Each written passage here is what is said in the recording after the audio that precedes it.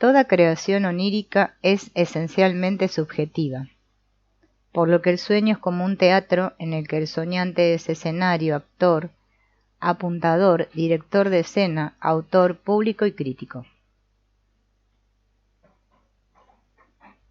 Esta verdad tan sencilla es el fundamento de esa concepción del significado del sueño, a la que he denominado interpretación en el nivel subjetivo.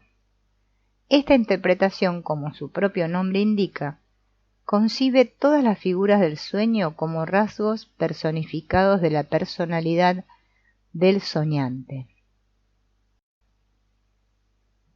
Esta concepción ha encontrado en varias ocasiones cierta resistencia. Los argumentos de uno se apoyan en el mencionado e ingenuo presupuesto de la mentalidad normal y corriente.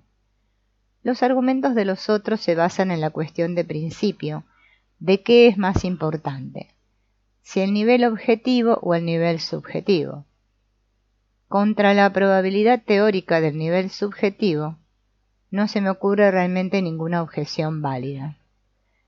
El segundo problema, por el contrario, es bastante más complicado.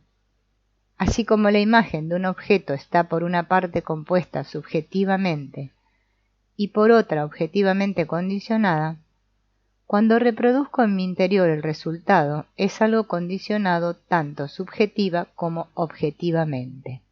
Para decidir qué aspecto prevalece en cada caso, primero hay que comprobar si la imagen es reproducida por su significado subjetivo o por su significado objetivo. Así pues, si sueño con una persona a la que me une un interés vital, seguro que la interpretación desde el nivel objetivo estará más indicada que la otra. Si, en cambio, sueño con una persona que en realidad me resulta ajena e indiferente, está más indicada entonces la interpretación desde el nivel subjetivo. Pero también es posible, y este caso aparece incluso muy a menudo, que el soñante asocie inmediatamente la persona indiferente con alguien a quien está vinculado afectivamente. Antes hubiera dicho que la figura indiferente ha sido deliberadamente resaltada en el sueño para encubrir lo doloroso de la otra figura. En este caso yo recomendaría optar por la vía más natural y decir, evidentemente, en el sueño ha sido sustituida esa reminiscencia afectiva por el indiferente señor X, por lo que me parece más indicada la interpretación en el nivel subjetivo. Esta sustitución supone una aportación del sueño que sin duda equivale a una represión de la reminiscencia dolorosa, pero si esta reminiscencia se deja apartar a un lado tan fácilmente no será tan importante. Su sustitución muestra que este afecto personal se deja despersonalizar. Pero desvalorizando la despersonalización que se ha logrado en el sueño como una mera represión, no lograría regresar a la situación afectiva personal. Creo que actuaría mejor si valorara la lograda sustitución de la persona indeseable por una diferente, como una despersonalización del afecto que antes era personal. De esta manera, este valor afectivo, es decir, la correspondiente cantidad de líbido, se ha vuelto impersonal, o en otras palabras, se ha liberado del vínculo personal con el objeto.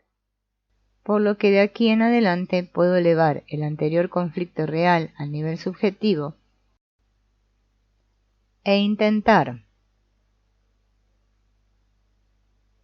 comprender en qué medida es un conflicto exclusivamente subjetivo.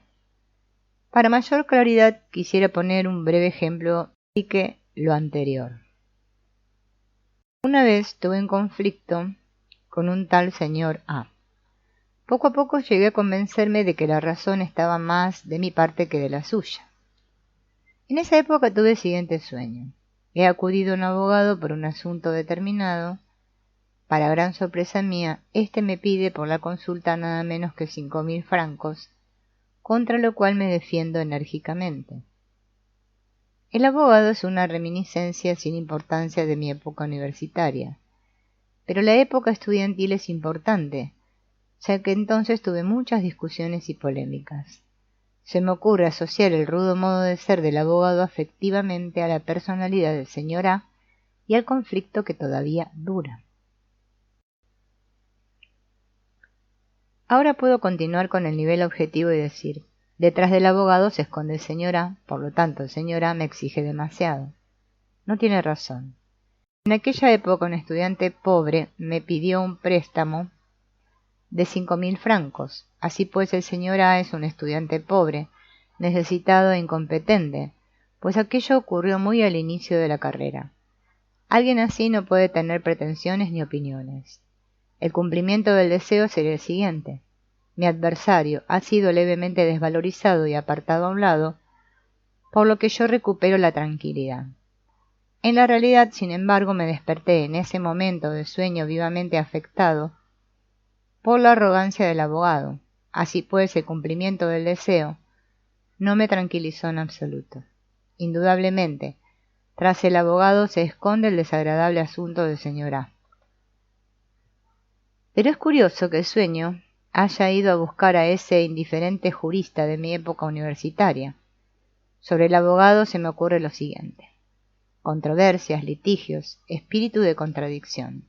Y con ello me viene a la memoria mi época de estudiante, en la que yo solía defender mi tesis, con razón o sin ella, terca y obstinadamente, queriendo tener siempre la última palabra, para asegurarme al menos la apariencia de superioridad.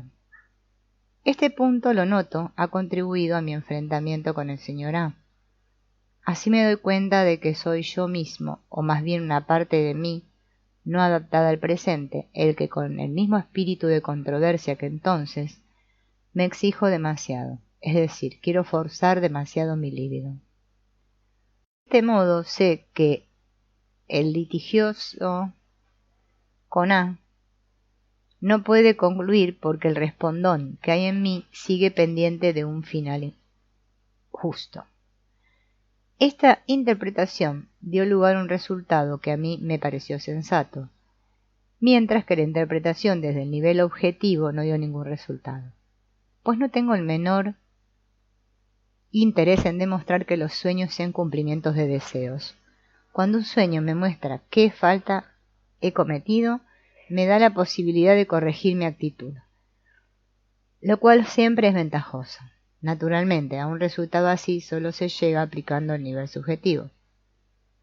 Si la interpretación en el nivel subjetivo es muy convincente en un caso así, también puede carecer de todo valor en otro caso en el que una relación de una importancia vital constituye el contenido y el motivo de un conflicto. En este caso, naturalmente, hay que relacionar la figura del sueño con el objeto real. El criterio se averigua siempre a partir del material consciente, salvo en aquellos casos en los que entra en juego la transferencia. Esta puede dar lugar muy fácilmente a juicios equivocados, de tal manera que el médico aparece ocasionalmente como el deus ex machina, absolutamente imprescindible, o bien como un requisito igualmente indispensable de la realidad. A juicio del paciente incluso lo es. El autoconocimiento del médico ha de decidir en tales casos hasta qué punto él mismo es un problema real para el paciente. En cuanto el nivel objetivo empieza a volverse monótono y a no dar ningún resultado, se sabe que ha llegado el momento de interpretar la figura del médico como un símbolo de los contenidos proyectados que pertenecen al paciente. Si no se hace eso, el analista no le queda más remedio que a través de la reducción a los deseos de la infancia, desvalorizar y con ello destruir la transferencia, o bien interpretar la transferencia como algo real y sacrificarse por los pacientes, incluso frente a la resistencia inconsciente de estos, con lo que todos los participantes salen perjudicados, siendo el médico el que por regla general peor parado sale. Si en cambio se consigue alzar la figura del médico al nivel subjetivo, todos los contenidos transferidos, proyectados, pueden ser restituidos al paciente con su valor original. Un ejemplo de la restitución de las proyecciones en la transferencia puede hallarse en mi escrito las relaciones entre el yo y lo inconsciente. Me resulta comprensible que alguien que no sea analista en ejercicio no se interese especialmente por las explicaciones acerca del nivel subjetivo y del nivel objetivo.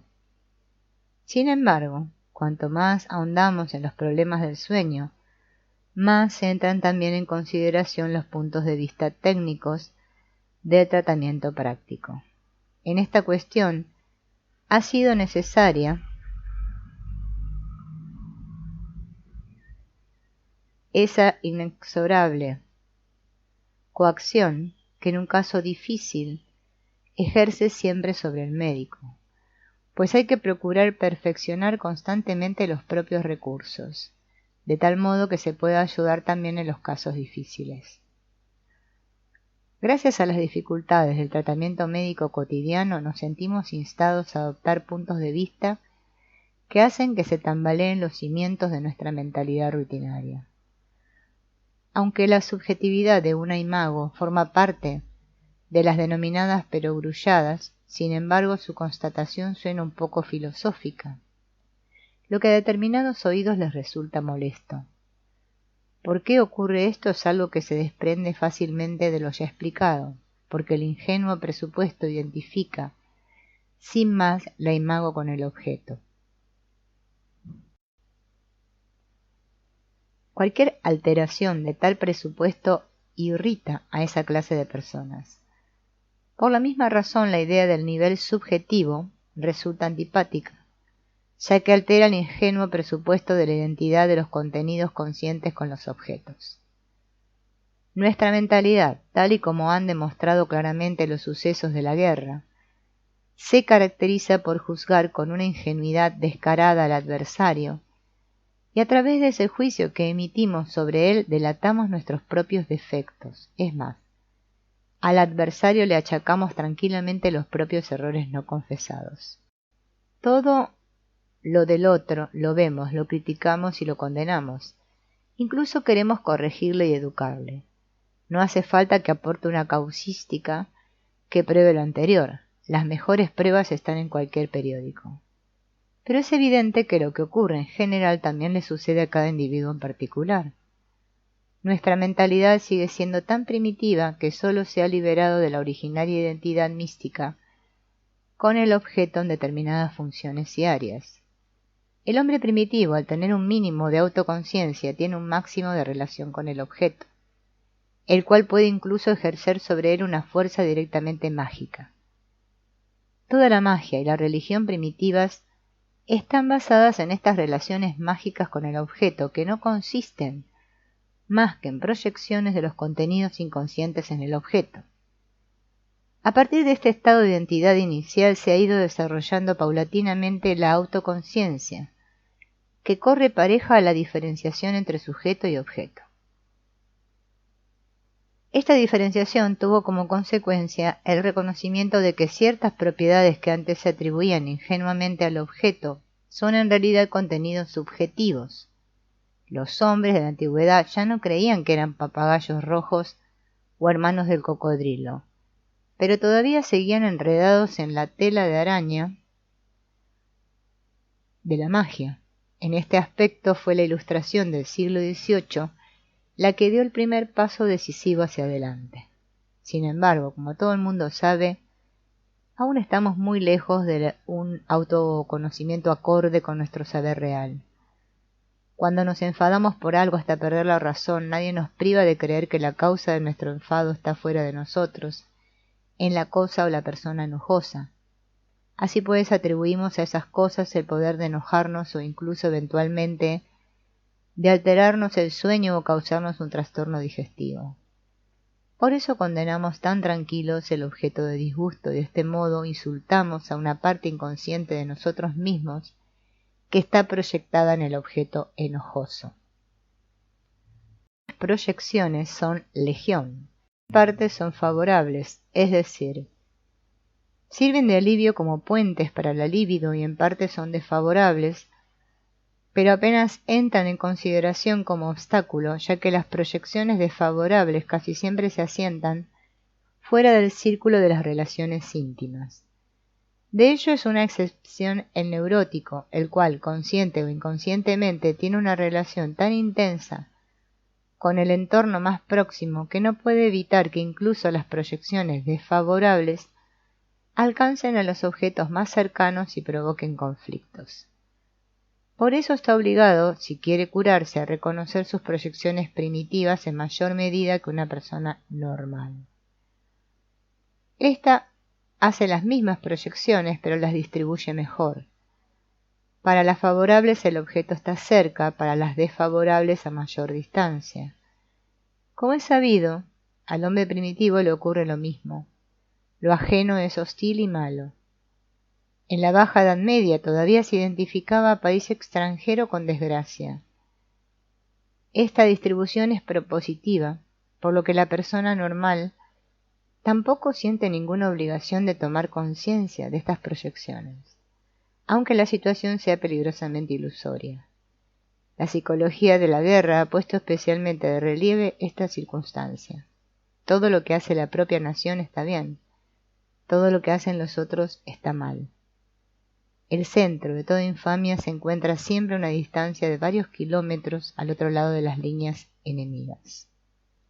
Esta misma psicología primitiva la tiene también el individuo, por lo que cualquier intento que pudiera convertir estas proyecciones inconscientes desde hace una eternidad en conscientes es percibido como algo irritante. Sin duda queremos tener mejores relaciones con nuestros congéneres, pero naturalmente a condición de que éstos respondan a nuestras expectativas, es decir, que sean portadores solícitos de nuestras proyecciones. Sin embargo, cuando uno toma conciencia de estas proyecciones, es fácil que se dificulte la relación con la otra persona, pues falta el puente de la ilusión, a través del cual discurren libremente el amor y el odio, y por el que tan fácil y satisfactorio resulta desembarazarse de todas esas supuestas virtudes que pretenden mejorar y corregir a otros. A consecuencia de esta complicación tiene lugar un estancamiento de la libido, gracias al cual las proyecciones desfavorables se vuelven conscientes.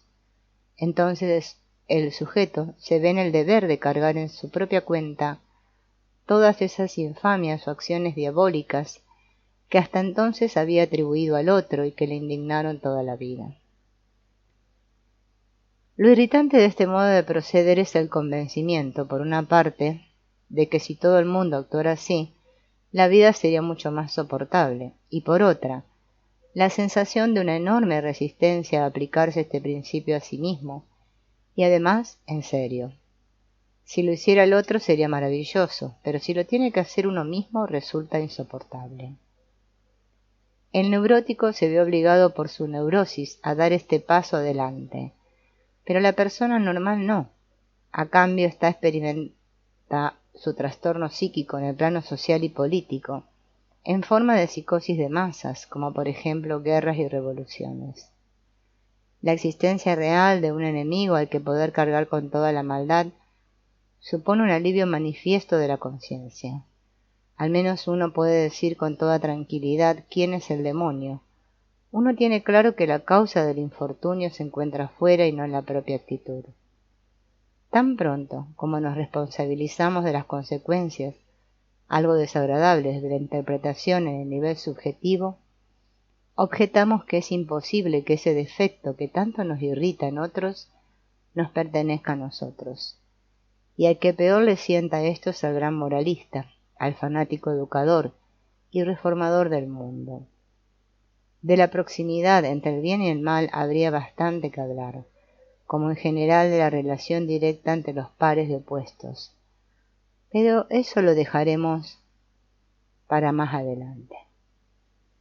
Desde luego, no se debe exagerar la interpretación en el nivel subjetivo. Se trata simplemente de una ponderación algo más crítica de las vinculaciones.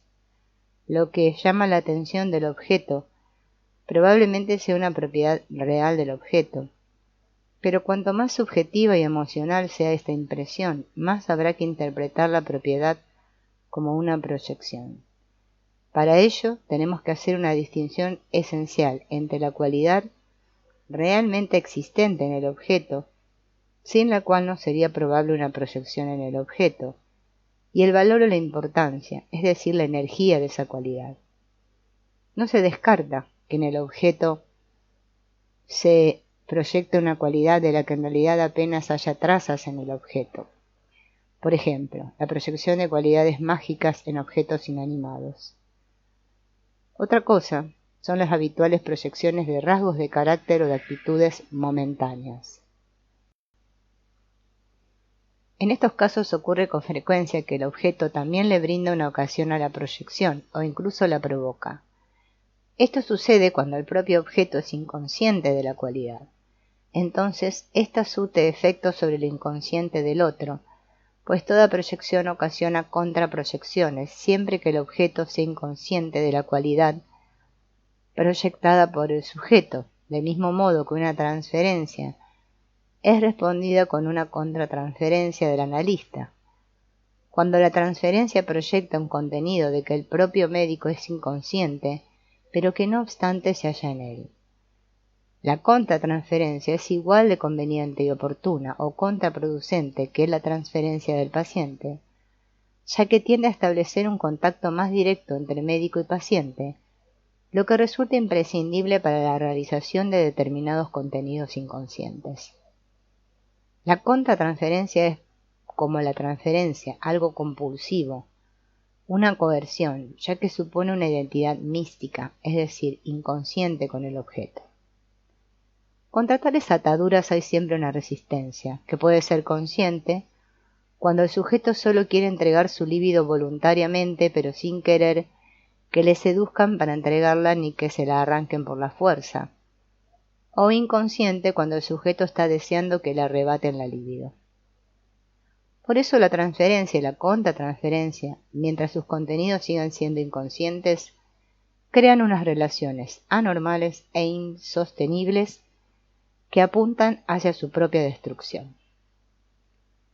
Aunque en el objeto pueda encontrarse una huella de la propiedad proyectada, el significado práctico de la proyección sigue siendo puramente subjetivo y corre a cargo del sujeto,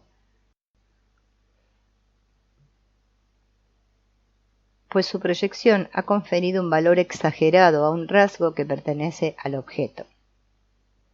Aun cuando la proyección responda a una cualidad realmente existente en el objeto, el contenido proyectado existe sin embargo también en el sujeto, constituyendo una parte de la imago del objeto. La imago del objeto es en sí misma una magnitud psicológica diferente de la percepción del objeto. Es una imagen que existe prescindiendo de toda percepción, y sin embargo, en virtud de todas las percepciones, imagen cuya actividad independiente, relativa autonomía, sigue siendo inconsciente mientras coincida completamente con la actividad real del objeto. De ahí que la autonomía de la imago no sea reconocida por la conciencia, sino proyectada inconscientemente en el objeto, es decir, contaminada de la autonomía del objeto. Por esta razón el objeto tiene un carácter de realidad irrefutable respecto al sujeto, es decir, un valor exagerado. Este valor se basa en la proyección, o mejor dicho, en la identidad a priori de la imago con el objeto, por la cual el objeto externo se convierte a su vez en objeto interno. De esta manera, el objeto externo puede, bien consciente, ejercer un efecto directamente anímico en el sujeto, ya que gracias a su identidad con la imago tiene, por así decir, una mano metida en el engranaje anímico del sujeto. Con ello, el objeto puede recibir un poder mágico a través del sujeto. Excelentes ejemplos al respecto nos lo proporcionan los hombres primitivos, que tratan, por ejemplo, a sus hijos u otros objetos animados como a su propia psique. No se atreven a hacerles nada malo por miedo de ofender al alma de los niños o de los objetos. Por eso a los niños no se les educa hasta que llegan a la pubertad, cuando repentinamente da comienzo una educación mucho más inhumana, iniciación. Acabo de decir que la autonomía de la imago es inconsciente porque se identifica con la del objeto. Según eso, la muerte del objeto debería provocar especiales efectos psicológicos, ya que entonces el objeto no desaparece del todo, sino que continúa existiendo de forma intangible. Y eso es lo que ocurre. La imago inconsciente, a la que ya no responde ningún objeto, se convierte en el espíritu del muerto, y surte entonces sobre el sujeto unos efectos que en principio no pueden ser interpretados más que como fenómenos psíquicos. Las proyecciones inconscientes del sujeto, que han transferido contenidos inconscientes a la imago identificándola con el objeto, sobrevienen a la pérdida real del objeto y desempeñan un papel significativo en la vida, tanto del hombre primitivo como en todos los pueblos civilizados, desde los más antiguos a los más modernos. Estos fenómenos demuestran de manera contundente la existencia relativamente autónoma de las imágenes del objeto en lo inconsciente. Estas se hallan en lo inconsciente porque nunca han sido conscientemente contempladas como diferentes del objeto. Todo progreso, todo trabajo conceptual de la humanidad han estado vinculados a un avance de la autoconciencia. Nos hemos diferenciado del objeto y hemos abordado la naturaleza como algo distinto de la humanidad. Una reorientación de la actitud psicológica tendrá que seguir pues el mismo camino. Es evidente que la identidad del objeto con la imago subjetiva confiere al objeto una importancia que en realidad no le corresponde, pero de la que lleva siglos y siglos poseído, porque la identidad es un hecho absolutamente originario. Esta circunstancia, sin embargo, supone para el sujeto un estado primitivo que sólo puede subsistir mientras no genere graves inconvenientes. La sobrevaloración del objeto es idónea para perjudicar el desarrollo del sujeto. Un objeto mágico, demasiado acentuado, orienta en gran medida la conciencia subjetiva en el sentido del objeto y desbarata cualquier intento de una diferenciación individual, que obviamente debería comenzar por una separación entre la imago y el objeto, porque es imposible mantenerse en la dirección de la diferenciación individual cuando hay factores externos que intervienen mágicamente en la actividad anímica subjetiva. En cambio, la retirada de las imágenes que confieren al objeto una importancia excesiva devuelven al sujeto esa energía desprendida que tan urgentemente necesita para su desarrollo. Así pues, interpretar las imágenes del sueño en el nivel subjetivo significa para el hombre actual lo mismo que si al hombre primitivo se le quitan las figuras de los ancestros y los fetiches y se le intenta explicar que la fuerza medicinal es algo mental que no está en el objeto, sino en la psique humana. El hombre primitivo se resiste legítimamente ante esta interpretación herética. Del mismo modo, al hombre actual le parece desagradable, tal vez incluso peligroso, disolver la identidad de imago y objeto consagrada desde tiempos inmemoriales. Las consecuencias son incalculables también para nuestra psicología. Ya no habría nadie a quien acusar, nadie a quien hacer responsable, nadie a quien aleccionar, corregir y castigar. Al contrario, habría que empezar siempre por uno mismo en todas las cosas. Todo lo que se le exige a los demás tendríamos que exigírnoslo única y exclusivamente a nosotros. En estas circunstancias se comprende por qué la interpretación de las imágenes del sueño en el nivel subjetivo no es en modo alguno un paso indiferente, sobre todo porque da lugar a unilateralidades y exageraciones en ambos sentidos.